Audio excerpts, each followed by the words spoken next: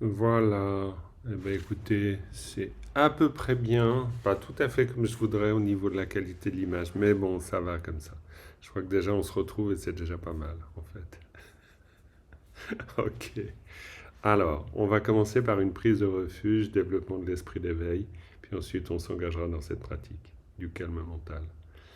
O Sangye Chodan Tsoge Chonam La Chanchom Paratu Dane Chazuji Dage Jen Tsoge Pe Sonam Ge Rola Penchire Sangye Drom Parai Sho Sangye Chodan Tsoge Chonam La Chanchom Paratu Dane Chazuji Dage Jen Tsoge Pe Sonam Ge Rola Penchire Sangye Drom Parai Sho Sangye Chetan Tsage Chonan Lai Chanchom Paratu Dane Chavsuji Dage Jen Tsage Pe Sanam Ge Trola Penchire Sangye Drom Parai Sho Sim Chen Tam Che Dewa Tam Dewa Ju Tam Den Parai Juruji Dungal Tam Dungal Ge Ju Tam Dral Varai Juruji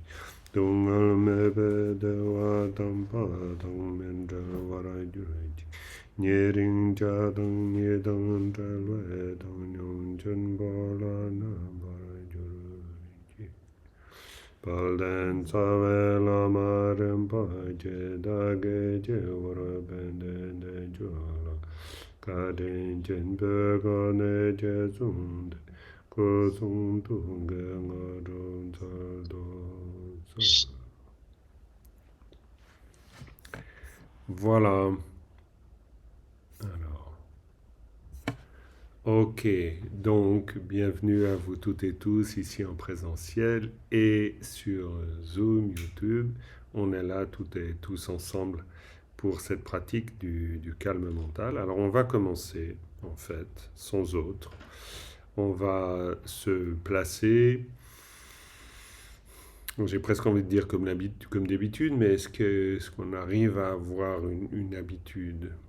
Disons, la pratique va nous servir à prendre l'habitude. C'est cette fameuse expression en tibétain kom negom, hein, que je vous ai souvent raconté, mais, ou plutôt je vous en ai souvent parlé, c'est-à-dire de l'habitude vient la pratique. Et en fait, on pourrait presque dire qu'on médite pour prendre l'habitude d'une certaine façon.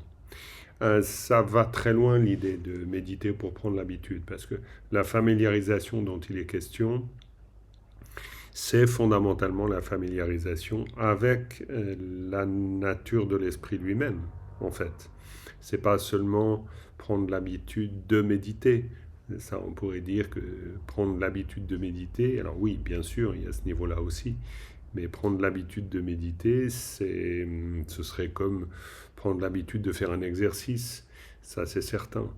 Mais là, on peut comprendre la notion de komnegom, c'est-à-dire de l'habitude ou de la familiarité via la méditation, à un niveau même plus profond, c'est-à-dire prendre l'habitude de se placer avec cette nature telle qu'elle est en fait. Alors, bon, la difficulté pour nous, c'est justement d'être dans cette simplicité extrême, parce que disons que la nature des choses telle qu'elle est, ça voudrait dire l'état sans artifice, ça veut dire le corps sans artifice. Hein, en tibétain, on va utiliser le terme de chodel, et chodel, chopa tang chalwa, ça veut dire libre de toute élucubration mentale, libre de toute prolifération mentale, etc. En fait, ce serait comme laisser l'esprit tel qu'il est dans sa nature, sans, sans que rien ne vienne troubler cette nature fondamentalement pure, fondamentalement sagesse primordiale en fait. D'ailleurs, quand on dit sagesse primordiale, ça veut dire que primordialement, dans le sens de fondamental, dans le sens de toute éternité, depuis toujours, la nature de l'esprit est éveillée. Donc, en fait, on est forcément toujours un peu dans un paradoxe parce que on fait un effort pour prendre l'habitude en quelque chose qui est notre véritable nature. Donc, c'est paradoxal de prendre l'habitude d'être dans sa nature, quand même. Normalement, Ça devrait être l'adage chasser le naturel, il revient au galop, normalement. Mais ce qui revient au galop, c'est pas ça. Ce qui revient au galop, c'est les tendances, c'est les habitudes d'un autre type. C'est les tendances, pourrait-on dire, samsariques en quelque sorte. Donc en fait, c'est bien une question d'habitude, mais une habitude, c'est comme si on prenait l'habitude en ce qu'il y a en nous de plus pur, de plus éveillé, de plus naturellement présent, etc. Alors, en même temps, tout ça peut parfois être réduit simplement à des mots. C'est vrai, c'est toujours possible. Mais l'intérêt de prononcer ces mots, c'est quand même de se faire une idée, même si c'est une idée, mais c'est de se faire une idée de quelque chose qui est là, de quelque chose qui est immédiatement là d'ailleurs, naturellement présent en toutes circonstances. Et ben, peut-être que même si on se fait une idée, à travers d'ailleurs les mots que je suis en train de prononcer, il y a malgré tout quelque chose euh, d'intéressant parce que petit à petit on fait un chemin aussi. On fait un chemin de... Est-ce que c'est un chemin de reconnaissance? Je ne sais pas, mais on prend éventuellement l'habitude d'être juste là, avec, euh, voilà, avec la nature des choses. Au départ, être juste là, parfois, c'est être juste avec sa confusion. Pour nous, souvent, ça peut représenter ça, être juste là. Mais malgré tout, si déjà nous sommes là, admettons qu'on soit dans un état brouillardeux, ça ne se dit pas en français, mais on peut comprendre, où on est plein de confusion. Si déjà on est là dans cette pleine présence et dans l'état tel qu'il est, même si la manière dont se présente cet état tel qu'il est très confus, n'empêche que il y a quand même déjà un bout de cette habitude fondamentale qui est prise et qui, elle, va nous permettre de faire le chemin. Pourquoi? Parce que on est déjà dans la possibilité de ne pas rejeter un état, de ne pas vouloir manipuler un état, de ne pas chercher une porte de sortie en fait. Souvent on cherche une porte de sortie, on cherche à faire disparaître les choses ou les faire apparaître, mais c'est toujours lié à un espoir ou une crainte d'une certaine manière. Là, c'est un peu comme si on s'habituait fondamentalement à plus tout à fait jouer le jeu de cet espoir et de cette crainte. Euh, on est tel que c'est maintenant. Pas tel qu'on est définitivement, évidemment. Si, admettons, on est dans un état de confusion, c'est un état temporaire. Mais on est totalement et totalement présent dans cet état tel qu'il se présente, sans rien saisir de ça. Et ça, déjà, dans ce positionnement, même si c'est le brouillard complet, parfois, déjà, rien que dans le positionnement, on apprend quelque chose de fondamentalement bon. Parce que de toute façon, le brouillard est temporaire, en fait. Donc, la recherche de solutions pour faire que le brouillard disparaisse, elle est totalement inutile, en fait. On peut parfois se perdre dans la recherche de la solution. Hein. Et ça ne veut pas dire qu'il y a des tas de moments où on a besoin d'une solution. Mais là, on apprend peut-être autre chose. On apprend peut-être une sorte de confiance un peu radicale même. Une confiance dans le fait que tout est temporaire et que donc cette nature peut émerger à un moment donné. Donc on prend l'habitude d'être avec déjà, en fait. Donc voilà un peu ce à quoi on peut s'entraîner. Et on va commencer. Et on va commencer, alors voilà, en cultivant cette présence, peut-être dans un premier temps, simplement en s'entraînant à être là, mais vraiment, totalement, avec une totale présence, totale attention, et totale attention à notre inattention, peut-être. Si c'est l'inattention qui se présente, eh ben, on est totalement présent à cela, totalement non identifié non plus. C'est temporaire. Le brouillard est temporaire. On n'est pas brouillard, on n'est pas non plus confusion. C'est un état temporaire. Donc voilà, le premier exercice et qui se propose de manière très naturelle, c'est d'être totalement présent déjà à ce qui est, à ce que l'on est maintenant dans cet instant. Et puis ensuite, cette qualité de présence peut grandir, elle peut se préciser, elle peut se placer sur le support du va-et-vient du souffle, sur le support de la présence au corps aussi, si on souhaite, le mouvement de notre respiration, notre ventre qui se gonfle, qui se dégonfle très légèrement. Tout cela est possible.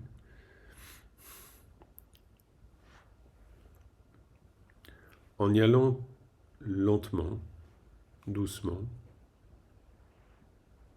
avec présence, justement, et attention.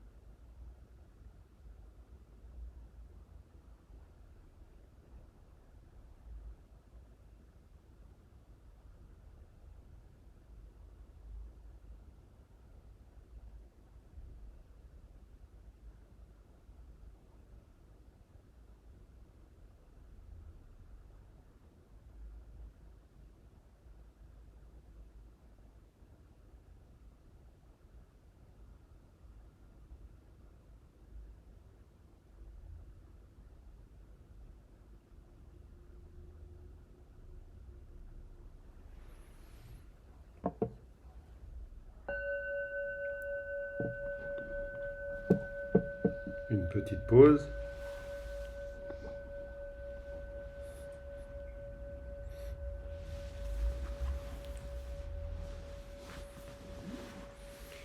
Une petite pause durant laquelle on garde toujours cette qualité de présence. Ce matin, j'avais l'occasion de le rappeler. Euh, cette petite pause, elle est intéressante pour nous parce que tout à coup, on se détend. Et ça peut paraître bizarre parce que on dit, mais en fait, était-on tendu? Alors, bien sûr, pas forcément, mais malgré tout, il y a la posture, il y a l'effort que l'on fait. On fait quand même un effort, même si on se dit qu'on va rester sans effort. Donc, tout à coup, dans le moment de la détente, il y a quelque chose qui est très intéressant d'observer. Dans ce moment de pause, quelque chose se relâche. Et il y a comme en fait une possibilité naturelle d'être là de manière très simple. Tout à coup, hop, on est juste là. On est en attente. On ne sait pas du tout de quoi d'ailleurs, mais tout à coup on est en attente. On peut, si on porte une attention fine à ce qui se passe, juste sentir ça. On est en attente. On va bientôt prendre le train. On va bientôt prendre l'avion. Il se passe pas grand-chose en fait. Alors on peut occuper le temps, mais on peut aussi, comme le laisser filer. Voilà. Et si vous vous laissez aller là maintenant vraiment à cet état, on le ressent.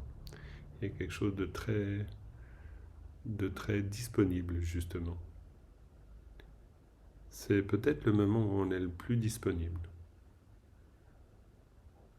Parce qu'on n'a aucun rendez-vous, on n'a rien du tout. C'est une espèce d'entre-deux, complètement ouvert. Et en fait, il y a quelque chose de ça. Si on touche ça, tout à coup, on touche quelque chose de naturellement paisible. On rien besoin de calmer. Et donc, au cœur de cette agitation extraordinaire, il y a des avions qui décollent, des avions qui atterrissent, ou alors des trains qui partent, qui reviennent. Il y a quelque chose de très calme. Comme ces personnes que l'on voit installées justement dans des zones de transit, en transit. De toute façon, on est en transit, d'une existence à une autre existence. Bon, là, c'est quand je dévoile que, en fait, ouais, ça me va bien cette idée bouddhiste des choses, mais on n'est pas obligé d'adhérer, hein, pas d'inquiétude là-dessus. C'est juste pour l'idée d'être en transit. Ou en transit d'un moment à l'autre, hein, c'est pareil, on est en transit quand même.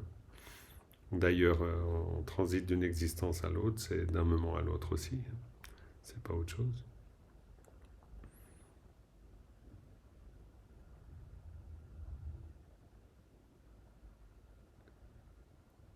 Voilà, on va continuer à toucher ce moment, très simplement comme ça.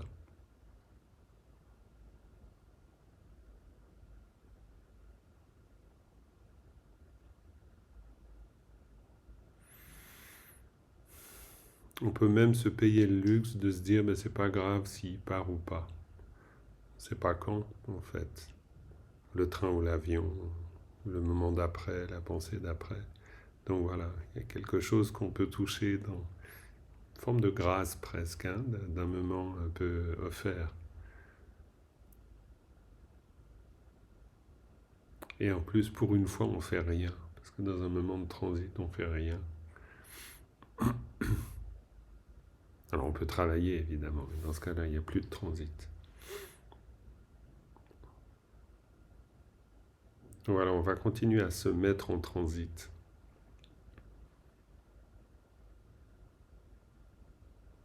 Alors, je vais utiliser le gong un peu par convention, un peu comme quelque chose qui commence. Mais on n'est pas obligé de commencer, nous, on peut rester en transit, hein.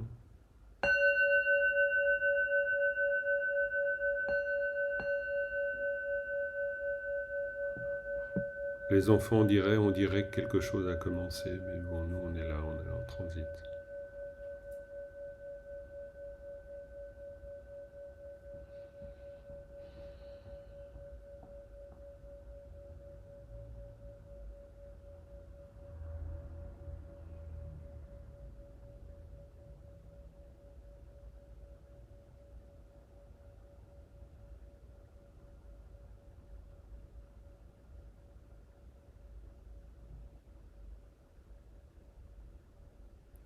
On peut laisser tous les soucis parce que de toute façon on ne sait pas quand ça se terminera.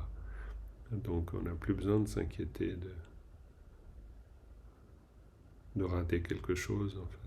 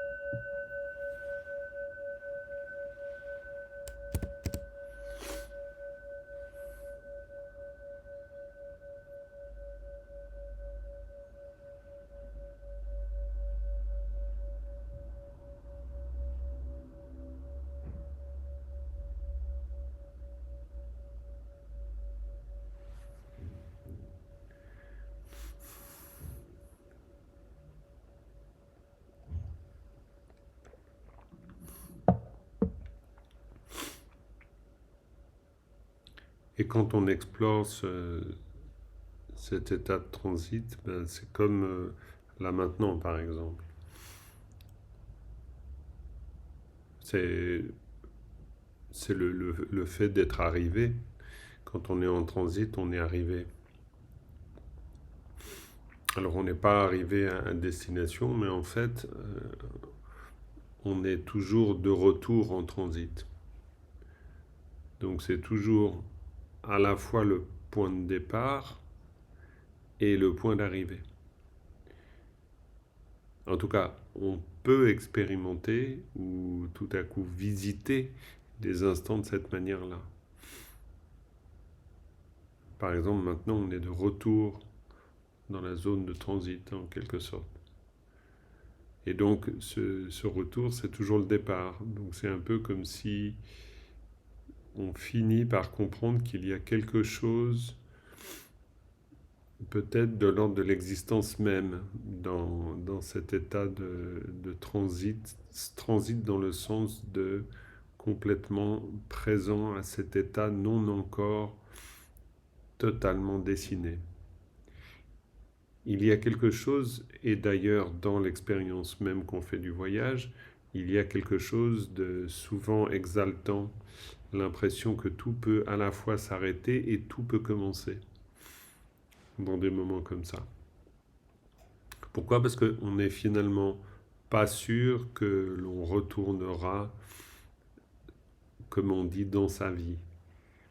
Mais en fait, notre vie, elle est complètement présente à ce moment-là, dans ce dépouillement que propose le transit aussi.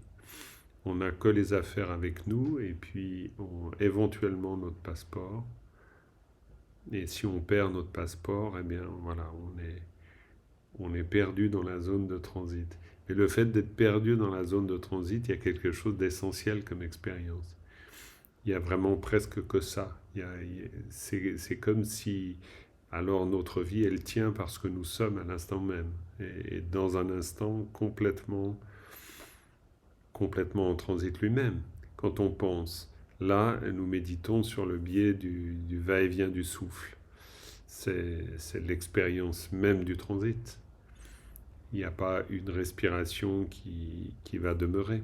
C'est toujours des respirations de passage, en fait. Donc si petit à petit on prend contact, pas seulement conscience, mais contact, parce que c'est pas qu'une question de conscience. Si on prend contact avec ça, ben on prend contact avec le fait que notre vie, elle se joue là maintenant, tout le temps. Comme dans un moment de transit, justement. La vie tout entière est là. Elle n'est pas forcément dans cette idée de je retourne dans ma réalité, je retourne dans ma vie. Mais la réalité et ma vie, elle est complètement là. Elle est comme suspendue entre deux temps. Mais elle est complètement présente. D'ailleurs, elle ne peut pas proposer autre chose, parce que dans un moment comme ça, il ne peut pas y avoir l'illusion de la proposition d'autre chose. Il n'y a que la proposition de ce qui est. Il n'y a pas la proposition d'autre chose. Il n'y a pas même le retour possible ou connu. Non, on n'est que dans cet instant. On n'est pas, il n'y a pas d'autre existence à ce moment-là. Peut-être que d'ailleurs, il n'y en aura plus d'autres. C'est intéressant si tout à coup on est dans une zone de transit puis on se dit peut-être il n'y en aura plus d'autres. Il n'y aura pas. Non, il n'y a pas de. On se rassure sur l'idée qu'il y a un retour. On va revenir. On revient chez nous. On revient chez nous. Mais en fait, chez nous, ça peut aussi être maintenant. Ça peut être dans la zone de transit. Vu que de toute façon, a priori, c'est forcément là. Ça ne peut pas être ailleurs. Le moment du transit, c'est pas un non-temps. C'est pas le temps vrai, c'est pas celui qui commencera quand on est arrivé. C'est le temps vrai, c'est celui déjà là. Donc c'est déjà vrai. Donc c'est déjà la vie, en fait. Donc ça vient, ouais, ça vient ouvrir des perspectives, le transit. C'est pour ça qu'on est des Dowa. Dowa, c'est le terme tibétain pour dire que nous sommes en transit. Jowa, c'est le verbe aller. C'est la définition de être. Hein. Nous, on dit que nous sommes des êtres. En tibétain, on dit qu'on est en transit. On est des Jowa. On est des voyageurs. Jowa, c'est le verbe aller.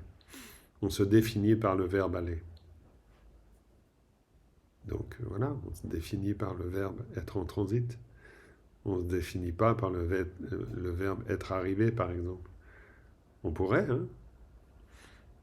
En tibétain, il suffirait de dire Depa plutôt que Jowa, puis voilà, c'est bon, on a un autre terme. Mais on a choisi celui qui dit aller, le verbe aller. C'est étonnant. Donc voilà, finalement, en fait, nous sommes toujours allants. Donc ces moments, ces moments transit qui sont des moments de pleine existence, pas seulement de pleine conscience, parce que pleine conscience, on pourrait être pleinement conscient à une non-existence. Donc ici, c'est pleinement conscient à l'existence. Donc c'est des moments de pleine existence. Et ces moments de pleine existence, eh ben, sont complètement dépouillés en fait. Mais ils sont pleins de qui nous sommes à ce moment-là, complètement.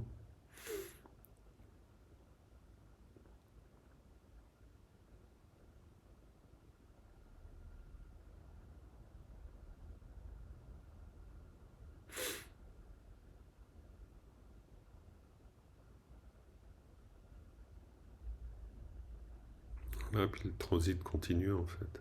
Je peux poser une question? Oui, bien sûr, tu peux. Euh, Aller et revenir. Et je me demande souvent comment ne pas tomber dans le gouffre de la vie quotidienne et comment se rappeler dans la journée des courts moments de revenir à soi, quoi. Aller et venir. Bah, Je cherche des trucs, quoi. oui, bien sûr, bien Un sûr. petit papier que je me mettrais partout pour me souvenir. Mais peut-être justement, quand on touche, c'est ce que j'essaye de partager. C'est-à-dire que quand on touche ces moments de, de pause, comme on dit, mais qui sont en fait des moments très profonds, qui sont des moments où justement on est là, on est complètement là. C'est peut-être le moment même où on est là d'ailleurs. Euh, Quand on touche ça, finalement, peut-être. Mais tu as raison, il y a cette illusion de la vie quotidienne qui, tout à coup, comme donne de la matérialité aux choses, comme si elle les fixait, elle les rigidifiait. Mais en même temps, peut-être que quand on touche ça, alors on est tout le temps en transit, de plus en plus, finalement. Et en transit, évidemment, on comprend que c'est pas, on ne va pas habiter dans une zone de transit, ça n'aurait pas de sens. Parce que justement, ça n'a pas de sens. Il n'y a de sens que d'être dans cette existence, existant dans l'instant même. Il n'y a pas tellement de... Quoi, le but de l'arrêter quelque part, ben, évidemment, c'est la tentation qu'on a tous, et puis c'est d'une certaine manière rassurant, c'est bien d'être arrivé. Mais c'est là, on déplace, par l'exercice de cette présence à cet instant, on déplace on déplace l'intention. L'intention, c'est pas d'arriver quelque part. L'intention, c'est d'être tout le temps arrivé quelque part. Et donc d'être tout le temps en train de partir quelque part. Parce que c'est comme ça avec la respiration. C'est-à-dire, elle est tout le temps en train d'expirer, en train d'inspirer. Dans les plus anciens sutras du Bouddha, le Bouddha dit on est en train d'inspirer, en train d'expirer, en train de regarder. Il y a une constante exploration complète et totale de tout ce qui fait l'existence là maintenant, en fait.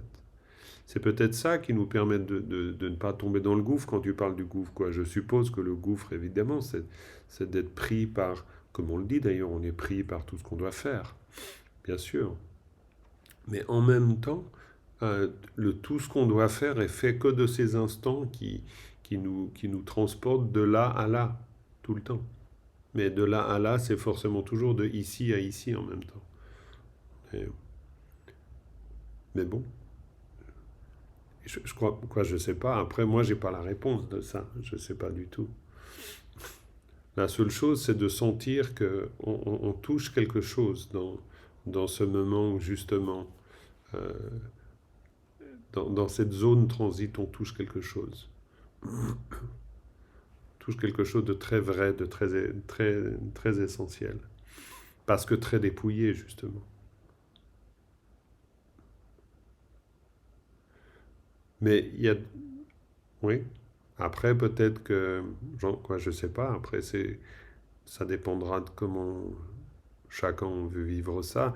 Mais il est peut-être possible à des tas de moments de revenir. Parce que justement, on l'a touché maintenant. Peut-être qu'on l'a touché maintenant. Peut-être que tout à coup, on s'est dit, tiens, oui, c'est vrai, il n'y a que cette espèce d'instant, je ne saurais même pas le qualifier comment, mais voilà. Ben, peut-être que, en fait, on va retourner à cette exploration. C'est un peu comme si finalement dans la vie, on pouvait retourner à cette exploration constante. Parce qu'en fait, bien sûr qu'on n'arrête pas de l'explorer. Il y a un très beau texte du Karmapa qui nous dit bien, c'est d'instant en instant. Ça pourra jamais être autre chose. On va pas pouvoir faire de deux instants en deux instants, par exemple. C'est strictement impossible. On fera forcément d'une inspiration à une expiration. Le rythme, le rythme des choses, s'il y a un rythme des choses, c'est celui-là. C'est celui d'un instant, après un instant, après un instant. Mais la durée est une magnifique construction illusoire, hein. Il y a pas de durée. Il y a la durée dans laquelle on va vouloir s'installer, mais en fait, il n'y a que maintenant. C'est pour ça que le moment du transit, dès qu'on est dans l'espoir de la durée, le transit devient interminable. Parce que tout à coup, on se dit que zut, on a attendu 12 heures. Mais le transit devient exploratoire dès lors que chaque instant est forcément plein. Donc dans ce cas, ben, voilà, on n'a pas perdu notre temps. Mais c'est de la même manière dans la vie, finalement. Sinon, ça voudrait dire que la vie est toujours ailleurs. Mais si on y réfléchit 2 secondes, c'est énorme de penser que la vie puisse être ailleurs. Comment est-ce qu'elle pourrait être ailleurs que maintenant, justement? C'est pour ça que les moments de transit sont des faux moments de transit. Ils sont qualifiés de transit. C'est pour ça que je joue sur l'idée du transit, pour faire qu'on revienne dans la zone de transit, justement, en se disant qu'il n'y a que ça.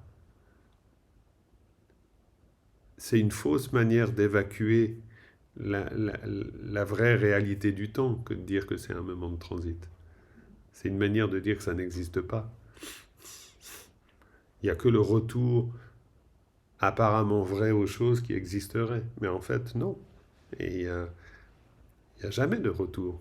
Il n'y a jamais d'arrivée. On est toujours que là. On ne peut pas être... c'est strictement impossible. Mais évidemment, après, ben voilà, on est repris dans nos habitudes, dans tout ce qui constitue nos vies ou tout ce qu'on construit. Bon, ben voilà, c'est comme ça. Et puis c'est ni très bien ni très mal, c'est juste comme ça. Mais rien ne nous empêche, et c'est possible que justement la méditation devienne, voilà, entre autres, des moments de visite, comme si on visitait ces espaces de transit, ces fameux espaces de transit, ces fameux espaces où a priori il n'y a rien, pour découvrir qu'en fait il y a toute la vie qui est là. Par exemple, là, on existe en étant juste là et en respirant. On n'existe pas moins que dans les choses qu'on fait. Mais ça, ben, ça c'est une illusion qu'a la vie dure. C'est de penser que c'est un peu comme si justement, c'est pour ça qu'on peut ironiquement jouer avec l'idée du transit. Ce n'en est pas un. C'est pour ça que c'est le point de départ et le point d'arrivée. C'est pas, non, c'est un faux transit. Un transit, c'est un temps qui compte pas. d'une certaine manière, dans, dans, dans l'acceptation habituelle du transit. C'est un temps qui est un non-temps. Il y a le temps d'avant, qui est un vrai temps, puis ensuite il y a le temps après le transit, qui est de nouveau un vrai temps, de la vraie vie. Mais en fait, non, la vie, elle se vit tout le temps maintenant. Elle peut pas se vivre, elle se vit pas avant la vie, elle se vit pas après. Comment est-ce qu'on pourrait vivre la vie après? Alors avant, ce serait la non-vie, puis après, ce serait la vraie vie. Non, c'est la vie maintenant. Donc, c'est ça que nous apprennent ces moments de transit qui sont a priori vécus comme un non-temps, non productif, non existé, etc. Donc c'est en revenant dans ces friches-là. D'une certaine manière, la méditation, elle nous ramène à ces zones de friches, en fait. C'est des zones non construites.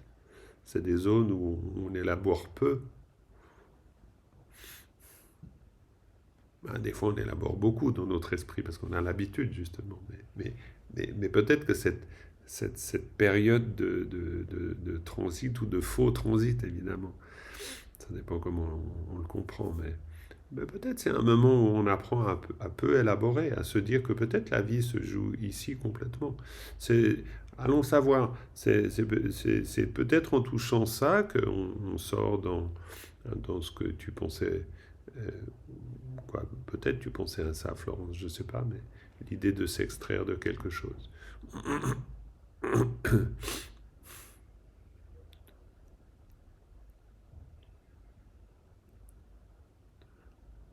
J'ai aucune idée si j'ai pu répondre à ta question, je ne sais pas. Parce que je suis très pris par l'idée de l'exploration de ce moment, en fait. Donc après, j'ai juste tendance à penser qu'il y a peut-être une possibilité de continuer cette exploration. Il y a le moment où j'ai j'épluché une carotte et avant que je pluche la deuxième carotte, peut-être. Donc entre deux carottes.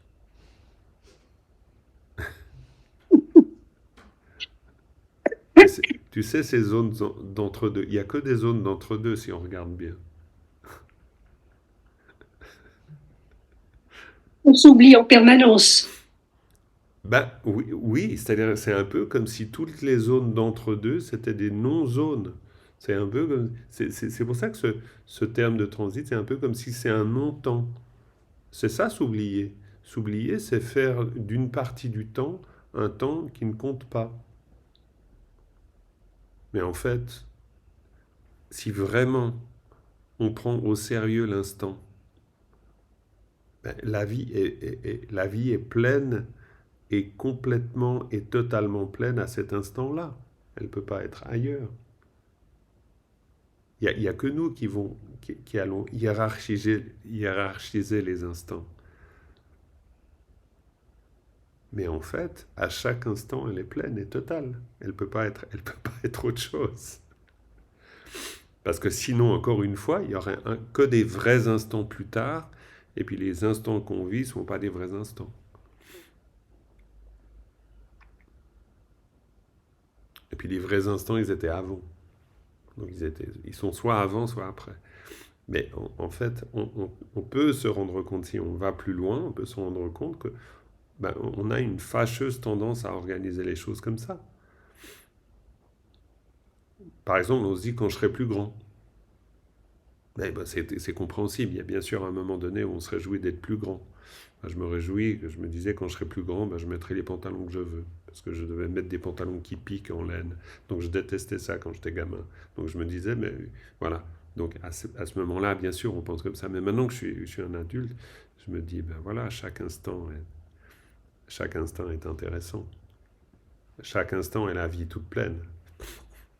C'est juste se dire, tiens, peut-être la méditation m'ouvre vers ça. Mais je sais pas, quand je dis ça, je ne sais pas ce que c'est ça. J'ai même pas tellement envie de le savoir. Si je décide de m'ouvrir à l'existence pleine de chaque instant et l'instant plein de toute l'existence, alors dans ce cas, à un moment donné, je peux prendre ça au sérieux.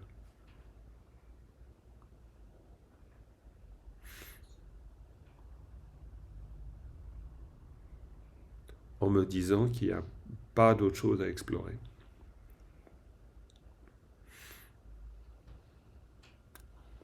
Voilà, donc je vous propose de continuer à explorer.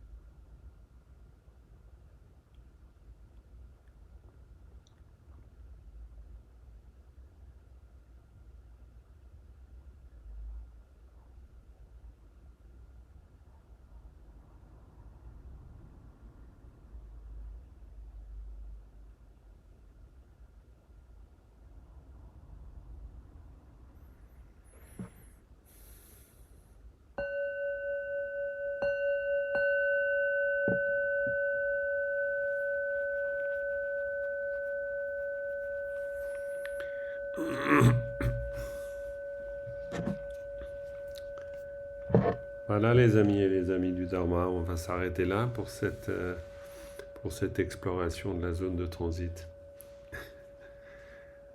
Avec bien sûr l'invitation d'être des Jowa tout le temps, hein, d'être allant, d'être allé, d'être dans ce mouvement. Euh, Pourquoi? Parce qu'encore une fois, à chacun, bien sûr, à chacun de nous de le découvrir, mais parce que la vie, elle est tout entière maintenant, tout le temps. Donc, voilà. Disons que c'est une des invitations que peut nous faire la pratique méditative. Cette invitation à être curieux de la zone de transit pour qu'effectivement, elle ne soit plus juste une non-zone. Parce que c'est ça l'idée. Il n'y a pas les vraies choses, les fausses choses. Il n'y a pas les vrais moments, les faux moments. Il n'y a que des moments, en fait. Voilà. Donc, puissions-nous donner du sens à chaque instant. Et on peut terminer avec ce souhait de dédicace. Sonam deye tam je zempane tom ne nye pe danam bam jene. Kenga na je balam tropai. Sepe tolen warai sho. Merci beaucoup à vous toutes et tous. Et puis à bientôt. Et bientôt, c'est peut-être demain déjà pour Shabdung Rinpoche. Et donc à 19 heures avec des codes particuliers pour la séance, je vous le rappelle. Et dans 2 lieux différents. Donc regardez bien sur le site web si vous pensez venir en présentiel. Il y a 2 lieux différents. Donc demain soir, c'est salle du Théâtre des Montreurs d'Images à la rue Michel Simon, 9, sauf erreur. Voilà, dans le quartier de la Jonction à Genève. Et mercredi soir, ce sera 19 heures. Donc ici, dans la salle du centre Vimalakirti, où on se retrouve habituellement. Bonne soirée et à bientôt. Et sinon, on se retrouvera par Zoom. Voilà, portez-vous bien. Merci, Merci à vous. Bonne soirée. Bonne soirée. Bye bye. Bye bye. Allez, bye bye. Bye bye. Bonne santé. Merci, toi aussi, Annie.